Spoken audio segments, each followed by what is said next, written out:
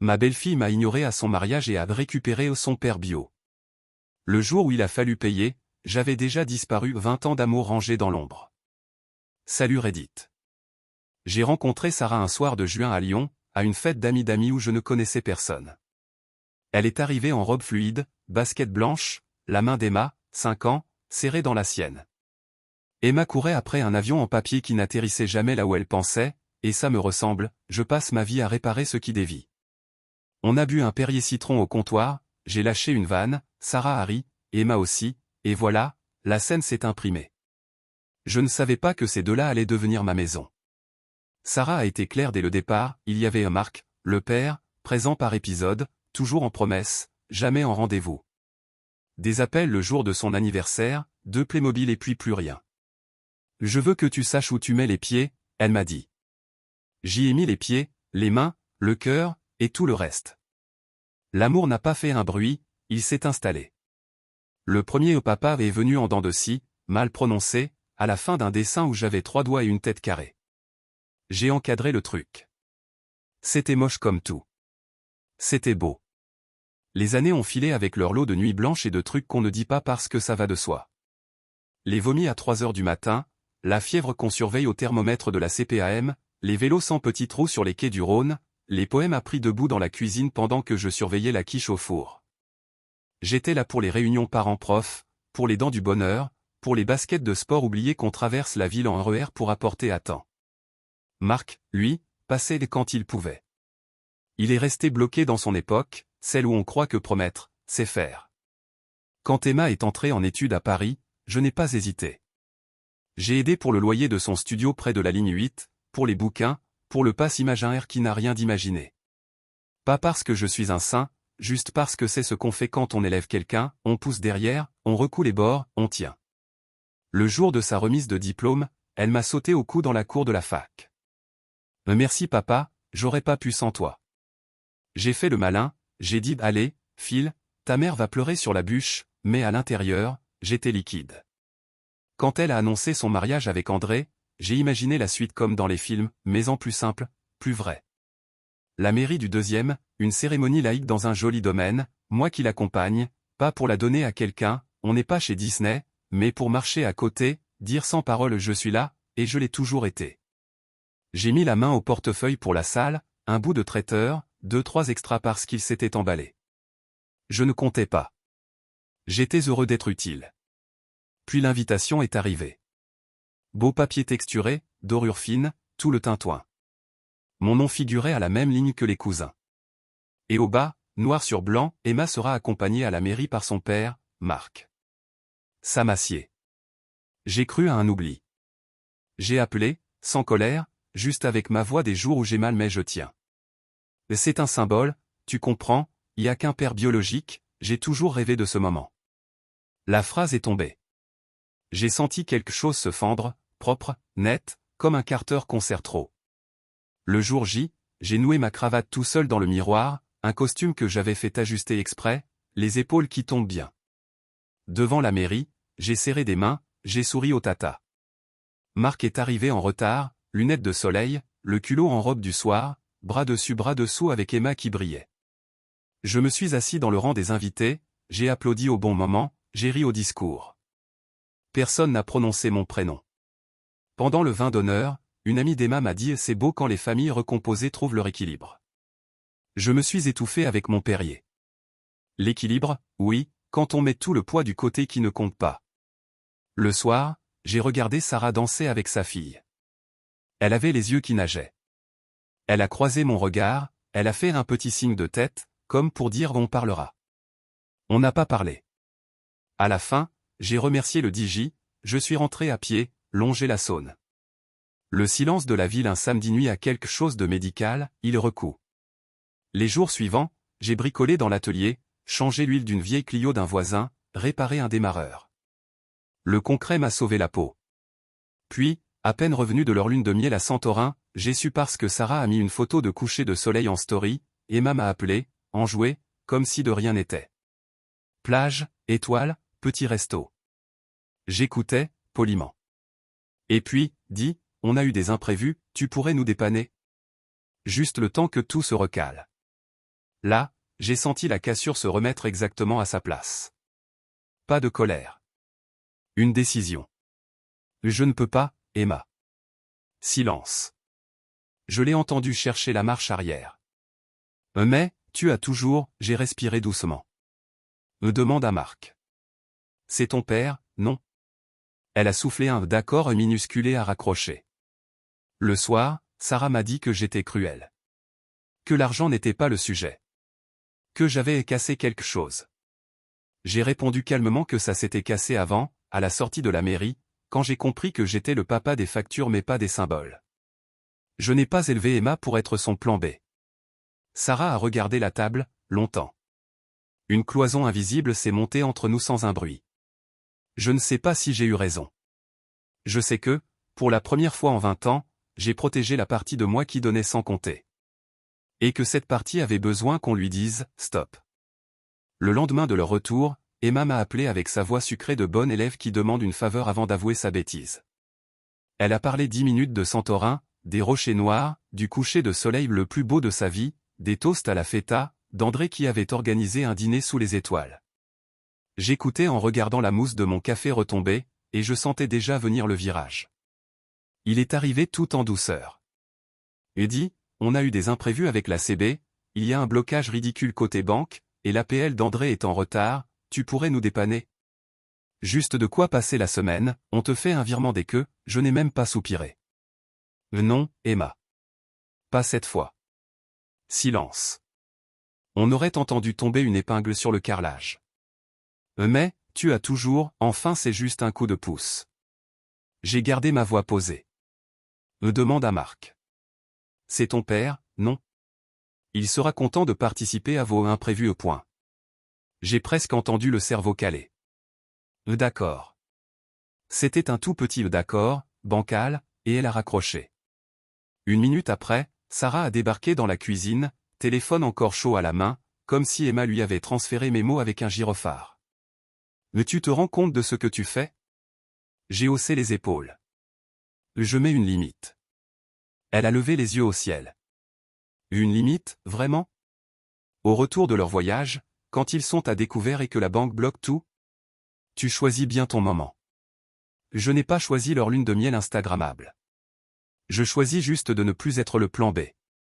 Elle m'a regardé longtemps, mix de colère et de peine. Mais tu es froid. Je suis fatigué. Le groupe familial WhatsApp s'est emballé l'après-midi même. Une story d'Emma, 2 verres de vin vide, légendé et les gens changent. Un cœur brisé. En dessous, un commentaire d'une amie, ignore les ondes négatives. J'ai refermé l'appli. Le soir, Sarah a recommencé, plus calmement, un torchon à la main, la casserole de pâtes encore chaude. Mais tu sais qu'ils ont un loyer à payer. Que André a fini son CDD. Que ses parents n'ont pas les moyens. J'ai remué la sauce tomatée sans répondre. Elle a lâché, Marc n'a pas décroché.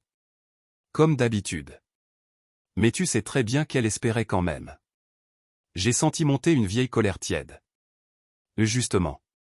Elle espère toujours au même endroit, et quand ça s'écroule, elle vient chez moi. J'ai porté la maison 20 ans. Là, je dépose.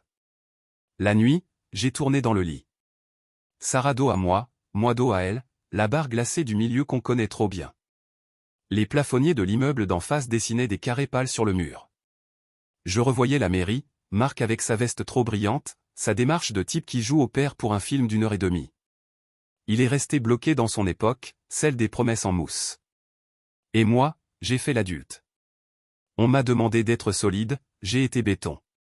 On m'a oublié dans les discours, je devrais encore ouvrir le chéquier. Je me suis dit que si je cédais là, c'était un franchissement que je ne rattraperais plus jamais. Le lendemain, Emma a envoyé un message plus technique, comme si on était 2 collègues. Et tu peux m'avancer 1 200 €? On te rembourse sur 2 mois. Rib. J'ai tapé, effacé, retapé. J'ai fini par répondre, non. Adresse-toi à Marc. Elle a mis un vu et rien d'autre. 1 heure après, Sarah, tu te rends compte que tu punis ta fille pour une histoire d'ego? J'ai répondu, tu te rends compte qu'elle m'a puni en public le jour où ça comptait? Elle a écrit un n'importe quoi et puis plus rien. Les jours suivants, j'ai trouvé refuge au garage. La routine m'a soigné, un contrôle technique à rattraper, un embrayage sur une 308, une batterie qui lâche pile quand on croit être à l'heure. Les clients sont concrets, soit ça démarre, soit ça ne démarre pas. J'ai bu des cafés trop serrés en parlant capteur PMH et durite, et personne ne m'a demandé de financer un coucher de soleil. Le soir, je rentrais, je faisais sauter une omelette, j'écoutais la radio à petit volume. Sarah planait dans l'appart comme une ombre rapide, des pas courts, des soupirs allongés, et ce silence qui s'installe et qui griffe. Au bout d'une semaine, elle a lâché la phrase qui devait sortir, André m'a appelé. Il te trouve dur. Il dit que tu les abandonnes dans un moment compliqué. J'ai souri sans joie. Il a essayé Marc. Marc ne répond pas. Là. Elle a planté ses yeux dans les miens. Mais tu te rends compte? Tu lui dis de se tourner vers un fantôme. Non. Je lui montre qui elle a choisi d'appeler papa quand tout le monde regardait. Elle a serré les lèvres. C'est petit. C'est proportionné. Elle a posé la main sur la table. Mais tu n'es pas cet homme-là. Ça tombe bien, je ne suis pas non plus l'homme qu'on efface et qu'on encaisse. Dans la foulée, la famille s'en est mêlée.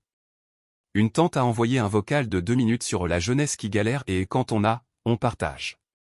Un cousin a glissé un franchement, c'est que de l'argent. J'ai répondu à personne. Je n'avais plus d'énergie pour justifier que non, ce n'est pas que de l'argent, c'est la place qu'on me donne, la chaise vide à la table des symboles. On n'est pas chez Disney, l'amour ne se mesure pas en likes sous une photo à Santorin, et un père ne se loue pas pour un cortège puis se rend au SAV dès qu'il faut payer la note. Un matin, j'ai trouvé Sarah en peignoir, carte bleue à la main, en train de jongler entre 2 applis bancaires. Elle m'a lancé sans me regarder, j'avance 400. Je ne les laisse pas se faire coller des agios. Je n'ai pas discuté. C'était son choix, son compte. Elle a soufflé, tu sais qu'ils n'y arriveront pas sans toi. Et ils apprendront. C'est cruel. C'est la réalité. Je ne suis pas la CAF. Elle a levé les yeux, blessée. J'ai regretté la formule. Mais c'était sorti comme ça. Le même soir, Emma a reposté leur album de mariage avec un texte à rallonge sur les familles, c'est compliqué, mais l'amour gagne toujours. Je me suis étouffé avec mon Perrier, encore. L'amour gagne quoi, exactement, quand il nie ceux qui ont tenu la baraque pendant 20 ans? J'ai posé le verre, j'ai pris mes clés, je suis allé marcher jusqu'aux berges. La ville était belle. J'ai pensé que je pouvais très bien aimer Emma sans me crucifier pour elle. Que je pouvais continuer d'être un adulte sans jouer le distributeur automatique. Et que si ça me valait l'étiquette de froid, tant pis. Au moins, je redevenais entier. Andrew m'a écrit le lundi matin, un SMS c'est comme un rappel d'impôt, salut, besoin de te parler, c'est important. Je savais très bien ce que « important » voulait dire. On s'est posé au comptoir d'un petit café près de la place des terreaux, lui en air hagard, moi en noir de garage. Il a tourné sa tasse sans boire. J'ai perdu mon CDD, on est à la bourre de 2 loyers, le proprio a mandaté un huissier, on a reçu une sommation. La CAF doit recalculer l'APL mais ça traîne. Si on ne règle pas d'ici 15 jours, c'est le tribunal. Tu pourrais nous aider juste de quoi passer le cap. Le culot en robe du soir. J'ai respiré par le nez, calmement. Tu as demandé à Marc. Il a cligné des yeux. Ah. Marc. Le père biologique d'Emma. Celui qui a tenu son bras devant tout le monde. Il a rougi. On n'a pas ses moyens. J'ai posé la serviette en papier. Moi non plus, bizarrement, surtout quand il s'agit d'acheter du respect. Désolé, Andrew. C'est non. Il a fait un rictus, mi-suppliant mi-offusqué. C'est pas juste que notre mariage paie pour. Et pourquoi? Pour un franchissement que vous avez décidé à la mairie? Il n'a pas répondu. Je suis parti, et j'ai laissé mon espresso froid. Le soir, Sarah m'attendait, bras croisés. Il t'a vu. Tu lui as dit non. J'ai hoché. Oui. Tu te rends compte qu'ils vont finir à la rue? Non. Ils ont un huissier, des délais à solliciter, la maison de la justice et du droit pour un rendez-vous gratuit, la CAF a relancé. Et des parents. Elle m'a planté ses yeux. Tu joues avec des vies. Bon, on a joué avec la mienne le jour du mariage. Ça m'assied de l'entendre sortir aussi droit, sans trembler. Elle a lâché, tu n'es pas ce genre d'homme. Justement si, je découvre que je peux dire non sans m'écrouler. Les commérages ont pris le relais. Une tante a posté sur Facebook une photo d'une bougie et un texte sur « Les enfants qui oublient ». Un cousin a balancé dans le groupe famille « Qui peut prêter un matelas gonflable ?» Emma a publié une story d'un brunch avocado toast, cappuccino avec « On garde le sourire ». Je me suis étouffé avec mon Perrier. Sérieux, le monde brûle et on fait des cœurs à la mousse de lait. J'ai reposé le téléphone, j'ai fait une quiche avec ce qu'il restait, lardons, oignons, un fond de gruyère. Manger chaud, faire la vaisselle, respirer. 2 jours plus tard, Emma a demandé à me voir, juste 20 minutes. J'ai accepté de pas pour l'argent, pour la vérité. On s'est retrouvés au parc de la Tête d'Or, côté Roseraie. Elle tripotait l'anse de son sac comme une collégienne avant un conseil de classe. Papa. Le mot m'a coupé net. Il sonnait creux. Je sais que je t'ai blessé, je n'ai pas mesuré. À la mairie, je voulais donner une chance à Marc, tu comprends? Je comprends que tu m'as effacé à voix haute. Elle a dégluti. Je suis désolé. On a des soucis, Andrew n'a plus de contrat, le loyer, stop. Tu mélanges tout. L'excuse ne s'achète pas, elle a hoché, les yeux humides. On peut repartir à zéro. Pas si le zéro, c'est encore mon rib. Elle a murmuré, d'accord. On a marché 10 minutes en silence, puis on s'est séparés. J'ai ramené les mains dans les poches. Le ciel était clair, et moi pas. À la maison, l'air s'est épaissi. Sarah s'est mise à parler par demi-phrase, j'ai téléphoné, ils ont rappelé, j'ai avancé. Elle a fait un virement, pour éviter les frais. Je n'ai pas commenté. Chacun ses comptes, chacun ses choix. Mais la nuit, on dormait comme 2 suspects de part et d'autre d'une frontière invisible. Je sentais son souffle, rapide, contrarié. Elle sentait le mien, égal, têtu. On était 2 dans le lit et déjà un peu seuls. Le garage m'a tenu en haleine. Une cliente m'a apporté un fraisier pour « Merci d'avoir sauvé la voiture avant le départ ». J'ai souri, j'ai coupé des parts à l'équipe. J'ai pensé que ça, c'était une reconnaissance simple, un gâteau et un sourire, pas un discours où on t'oublie. À midi, j'ai croisé Sophie, la meilleure amie de Sarah, au troquet d'en face. Elle a levé un sourcil en me voyant mâcher mon sandwich debout. On dirait que tu manges ta colère. J'ai haussé les épaules. Je digère. Elle a posé une main légère sur mon avant-bras, tu n'es pas un monstre parce que tu dis non. J'ai bafouillé un « merci », gêné. On a parlé météo, rien d'autre. J'ai repris mon chiffon. Les jours ont défilé, rythmés par des tentatives de livraison, d'un huissier dans l'app de suivi colis, drôle d'époque, et par des coups de fil de Sarah qui tombaient sur ma messagerie. Elle alternait reproches et inquiétudes, ils ont reçu une assignation devant le tribunal judiciaire, tu te rends compte, puis, 3 heures après, on a peut-être une solution avec un échéancier. Je répondais sobrement, bon courage. Elle me trouvait, glaciale. Je me trouvais juste à la bonne température pour ne pas me dissoudre.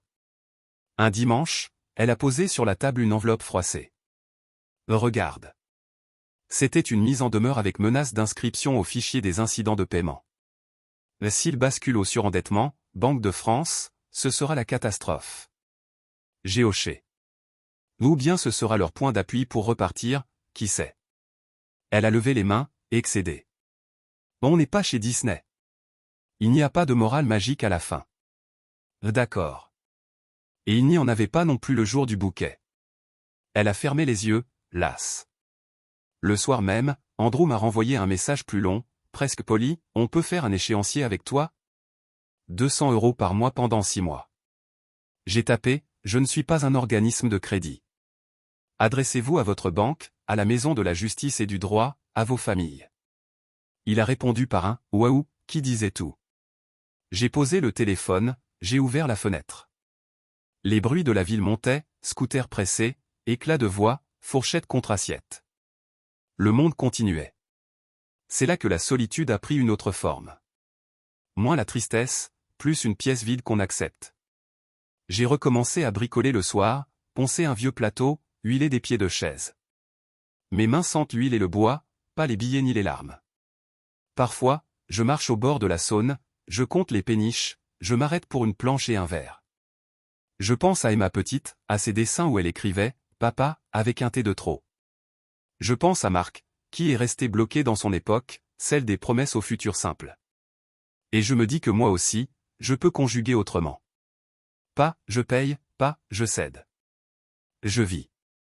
La rumeur a pourtant continué de bruire, une voisine a dit à Sarah que « ça se fait pas de laisser des jeunes dans la panade », un oncle a proposé une tombola pour « les aider », déclaration en mairie, sinon c'est illégal, j'ai failli répondre. J'ai laissé passer. Mon choix tenait debout, même seul. Et si isolement il y avait, c'était peut-être le prix du respect. Il y a des fois où ne pas franchir la ligne, c'est justement tracer la sienne. Demain, je ne sais pas ce qui tombera dans la boîte aux lettres d'Emma à un échéancier, une ordonnance, une main tendue d'ailleurs. Je sais juste que la mienne n'y sera pas. Le déclic final n'a pas été un grand fracas, juste un glissement. 3 mois après le mariage, Sarah s'est mise à parler de nous comme d'un chantier, on répare, on recolle. En vrai, on s'évitait. Elle m'en voulait de tenir ma ligne, je lui en voulais d'avoir fait comme si j'étais transparent le jour où ça comptait. Emma et Andrew ont fini par se faire expulser de leur appart, pas à coups de gros bras une ordonnance en référé, un commandement de payer collé sur la porte, l'huissier qui prévient des délais possibles et, quand même, le déménagement expédié chez la mère d'Andrew. Sarah m'a balancé la copie du courrier sur la table du salon, les yeux luisants, « Tu vois ce que ton nom produit ?» Je l'ai lu, j'ai reposé la feuille. Je vois surtout ce que des années de oui ont entretenu. Elle a levé les mains, furieuse. Ça m'assied que tu puisses dire ça sans trembler. Moi aussi, un peu. C'est à ce moment-là que Sophie a glissé par la brèche. La meilleure amie de Sarah depuis la fac, toujours la blague qui déride, le manteau trop chic, les baskets blanches immaculées. Elle passait au garage pour une ampoule de phare, laissait un sac de viennoiserie, me demandait comment j'allais vraiment. Un soir, on a parlé trop longtemps, dehors, adossé au rideau métallique, l'air tiède qui sentait l'huile et la pluie. Tu sais, tu n'es pas fou d'avoir mal, elle a dit. Et tu n'es pas mauvais d'avoir mis une frontière. Sa main a effleuré la mienne. J'aimerais raconter que j'ai reculé comme un saint. Non. J'ai avancé d'un demi-pas. Nos fronts se sont touchés, puis nos bouches. Le franchissement a été minuscule et total. Après, j'ai tenté de retourner dans la bonne case. J'ai fait à dîner, j'ai lancé une machine, j'ai rangé des papiers. Sarah me regardait comme un animal qu'on ne reconnaît plus. Elle a commencé à vérifier mes horaires, mes tickets de caisse. « Tu rentres tard pour un simple contrôle technique », a-t-elle lâché un soir. J'ai nié, mal. 2 semaines plus tard, elle m'a attendu dans la cuisine, téléphone en main, l'écran allumé sur un message de Sophie que j'avais oublié d'effacer. « C'est qui ? À demain, je garde la lumière allumée ?» J'ai posé mes clés, j'ai senti mon cœur battre dans mes tempes. Sophie. Le silence a claqué plus fort qu'un hurlement. Depuis quand ? J'ai dit la vérité, pas par héroïsme, par fatigue.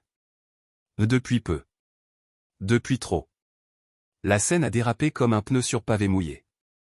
Sarah a crié, vraiment crié, pas les mimos des semaines passées. Tu as détruit notre famille. J'ai répliqué trop vite, elle s'était déjà fendue le jour du bouquet. Elle a blêmi. À cet instant, Emma est entrée et elle avait une clé, comme toujours alertée par des messages en rafale.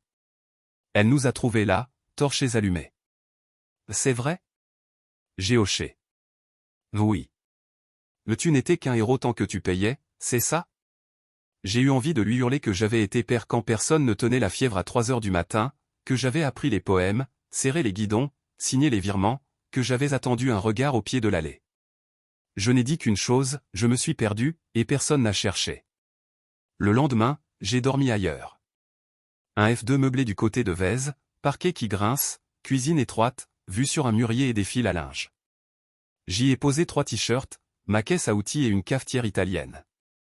Sarah a appelé un avocat. Moi aussi. On a enclenché la machine, requête, convocation au tribunal judiciaire, échange via nos conseils.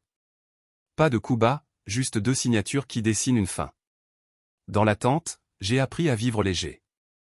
Un matelas, 2 chaises, un établi improvisé sur des tréteaux. Le soir, je ponçais des planches en écoutant le ronflement lointain du périph'. Je découvrais le goût du silence quand il ne ressemble pas à une punition. Sophie ? Je ne vais pas jouer au grand romantique. Elle a été là, elle m'a tenu la main, elle m'a aussi dit droit, je ne te veux pas par défaut.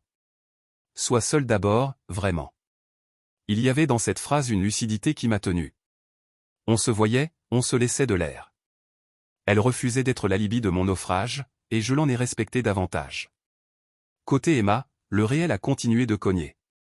Marc, l'homme du bras au mariage, a disparu à la première facture. Pas un virement, pas un coup de fil. Il est resté bloqué dans son époque, ai-je lâché à Sarah au téléphone quand elle, encore, essayait de défendre l'indéfendable. Emma et Andrew, hébergés à 4 dans un 2 pièces, ont fini par passer par la case maison de la justice et du droit, un dossier d'échelonnement, des heures d'attente à la CAF, des nuits blanches.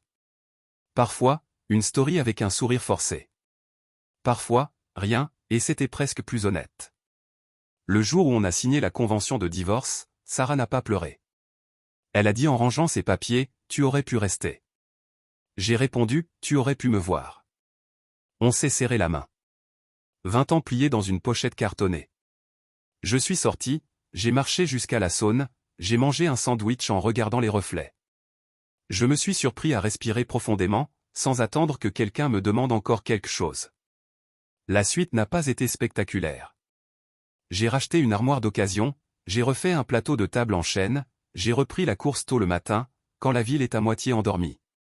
Au garage, j'ai ajouté un tabouret au coin café pour les clients qui ont besoin de parler autant que de changer des plaquettes. J'ai offert un fraisier à l'équipe, cette fois c'est moi qui l'ai apporté. Et puis, un soir, alors que je nettoyais des traces de cambouis sur un capot, mon téléphone a vibré. « Papa, je sais que je t'ai blessé. Je sais que j'ai échoué. Tu seras toujours mon père. Je suis désolé. Je sais que rien ne redeviendra comme avant, mais je t'aimerai toujours. Emma. » Je me suis assis sur le petit tabouret à roulettes. J'ai relu le message. Pas une demande, pas un rib, pas un « tu pourrais ». Juste des mots qui posent enfin leur poids. J'ai attendu. Pas par punition, par respect de ce que je suis en train d'apprendre. J'ai mis le téléphone dans ma poche, j'ai fini de frotter le capot jusqu'à me voir dedans. Plus tard, j'ai répondu « merci ». On fera comme on peut. Pas de promesses en trop, pas de porte claquée. Est-ce que je regrette? Oui et non. Je regrette le baiser volé et ce qui l'a cassé, je ne regrette pas d'avoir arrêté la saignée. Je regrette d'avoir cru si longtemps que payer, c'était aimer mieux. Je ne regrette pas d'avoir trouvé la phrase qui me tient droit, je ne suis pas un plan B, pas une banque, pas un décor. Je suis un homme qui a fait de son mieux, parfois mal, souvent bien, et qui, désormais, s'appartient. Si un jour Emma marche dans une allée avec un enfant au bout de la main, et qu'elle cherche un regard pour se lancer, j'aimerais qu'elle sache que le mien sera là, sans facture, sans costume, sans condition.